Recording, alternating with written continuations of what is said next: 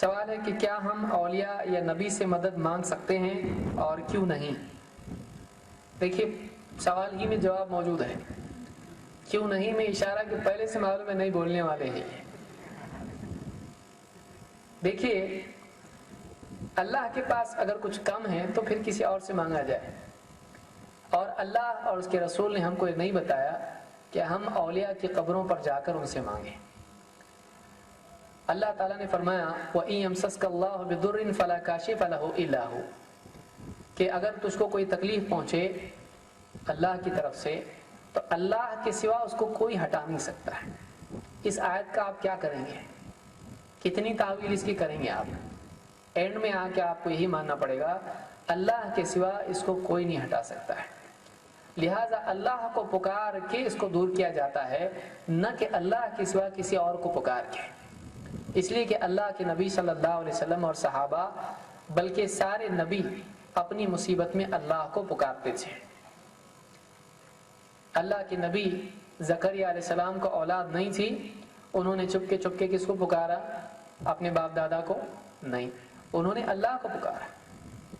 اذ نادى ربه نداء خفيا، کہا کہ جب اپنے رب کو چپ کے پکارا. کس نے؟ زکریا علیہ السلام نے، اولاد کے لیے. تو ہم یہ کہتے ہیں کہ اللہ کے پاس سب کچھ ہے. اللہ نے فرمایا ما عندکم ينفد وما عند اللہ باق، جو تمہارے پاس سے ختم ہو جاتا ہے جو اللہ کے پاس سے باقی رہتا ہے. اللہ تعالیٰ نے فرمایا کہ یا ایھا الناس انتم الفقراء الی اللہ واللہ هو الغنی الحمید، اے لوگو تم سب کے سب فقیر اللہ کے سامنے. اللہ ہے جو غنی ہے، تعریف کا حقدار ہے. اللہ کے پاس سب کچھ ہے، باقی سب محتاج ہیں. اور بڑے بڑے نبی اور بڑے بڑے ولی اللہ سے مانگتے تھے. کیوں؟ اللہ کے نبی صلی اللہ علیہ وسلم کے باپ دادا میں نبی تھے. ابراہیم علیہ السلام نبی تھے. کیا اللہ کے نبی صلی اللہ علیہ وسلم نے امت کو سکھانے کے لیے کبھی ابراہیم علیہ السلام سے دعا کی تاکہ امت کو معلوم پڑے کہ نبیوں سے بھی مانگنا چاہیے؟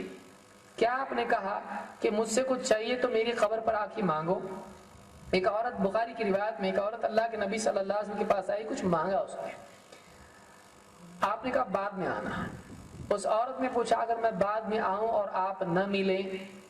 صحابی کہتے ہیں اس عورت کا مطلب یہ تھا کہ آپ کے پاس میں بعد میں آؤں اور آپ کی وفات ہو جائے تو پھر کس سے مانگوں؟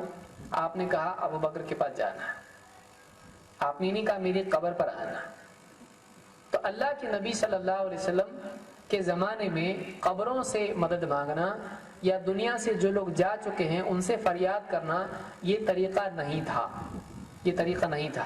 آپ کو ایک روایت نکال کے بتا دیں کہ اللہ کے نبی صلی اللہ علیہ وسلم کے زمانے میں ہوتا تھا. کسی قبر والے سے مانگنا سکھایا جا رہا ہے، بچوں کو بھیج رہے، جاؤ. بچیاں جا رہی ہیں خدیجہ کی قبر پہ ان سے مانگ رہی ہیں. بچے جا رہے ہیں حضرت حمزہ رضی اللہ عنہ کی قبر پر ان سے مانگ رہے ہیں. نہیں. شہداء احد کتنے سارے احد کے شہداء تھے، کسی کی قبر پر جا کر کوئی مانگتا نہیں تھا. یہ طریقہ ہمارے دین میں نہیں ہے. جو آدمی کر رہا ہے وہ کس بنیاد پر کر رہا ہے اسی کو معلوم ہے. تو ہم یہ کہتے ہیں کہ ہمارے لیے اللہ کے نبی صلی اللہ علیہ وسلم اور صحابہ کا طریقہ بہتر ہے. ان سے یہ چیز ثابت نہیں ہے. اور اللہ تعالیٰ نے یہ بات ہم کو سکھائی کہ ہم اللہ سے مانگیں. اللہ کے نبی نے ہم کو سکھایا. اللہ کے نبی صلی اللہ علیہ وسلم فرماتے ہیں اذا سألت فاسأل اللہ واذا استعنت فاستعن باللہ، جب تو سوال کرے مانگے تو اللہ سے مانگ، جب تجھ کو مدد کی ضرورت ہو اللہ سے مدد مانگ. تو جب مانگے تو اللہ سے مانگو، اللہ سے مانگتے. کس کا حکم ہے یہ؟ نبی کا حکم ہے. تو نبی نے حکم دیا اللہ سے مانگ، بس ہم اللہ سے مانگتے ہیں. اب دوسروں سے کیوں نہیں مانگتے؟ اب نبی نے ہم کو بتایا اللہ سے مانگو. اب دوسرے بھی سے مانگ سکتے نا. نبی صلی اللہ علیہ وسلم صحابہ مانگتے تھے کیا؟ ایک بار تو مانگیں گے بتانے کے لیے. ہمارے نبی صلی اللہ علیہ وسلم امت کو سکھانے کے لیے استغفار کرتے، اللہ میرے گناہوں کو بخش دے. گناہ ہے نبی کے؟ نہیں ہے. امت کو سکھانے کے لیے کرتے تھے تاکہ امت سیکھے اللہ سے کیسے گناہوں کی توبہ اور استغفار کیا جاتا ہے. اگر اولیاء سے مانگنا، انبیاء سے مانگنا دین میں ہوتا ایک بار تو کر کے بتاتے ہیں، لیکن ایک بار بھی آپ کو نہیں ملے گا کہ آپ صلی اللہ علیہ وسلم نے ایسا کیا ہے. اس لیے ہم ایسا نہیں کرتے ہیں. ہمارے نزدیک یہ ضروری ہے کہ اولیاء کا احترام کیا جائے، اولیاء اللہ کے لیے دعا کی جائے، ان کے درجات کے بڑھنے کے لیے اللہ سے دعا کریں، ان کی تعلیمات سے استفادہ کریں. یہ ہمارے نزدیک ہے. ہم اولیاء کو نہیں ماننے والے لوگ نہیں، ماننے والے لوگ ہیں، لیکن اپنے دل سے کچھ بھی ماننا نہیں مان سکتے. جیسا اپنے دل میں ایسا ماننا شروع کر دیں.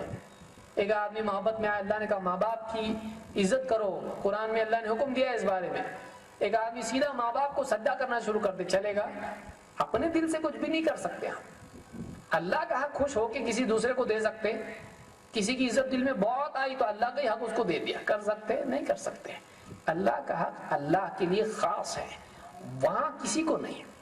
ایک آدمی معاذ بن جبل آ کے نبی کو سجدہ کیا ڈائریکٹ. کہا معاذ یہ کیا ہے؟ کہا میں نے دیکھا لوگ اپنے بڑے بڑوں کو سجدہ کرتے ہیں، میں نے بھی آپ کو کیا. کہا نہیں، اگر اللہ کے سوا کسی اور کو سجدہ ہوتا تو میں عورت کو حکم دیتا اپنے شوہر کو کرے. اللہ کے سوا کسی بندے کے لیے جائز نہیں ہے، بشر کے لیے جائز نہیں کہ بشر کو سجدہ کرے. منع کیا آپ نے. نبی کو نہیں دے سکتے اللہ کا حق تو دوسرے کو کیسے دے سکتے ہیں؟ تو اہل حدیث اس لیے ایسا نہیں کرتے ہیں.